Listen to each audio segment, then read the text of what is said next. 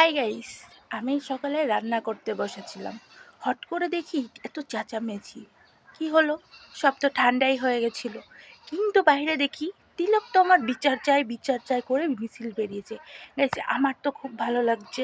তোমার কেমন লাগছে? দুঃখজনক ঘটনা হচ্ছে আমি যেতে পারলাম না। মানে বাড়িতে কেউ নেই, দেখতেই পাচ্ছ।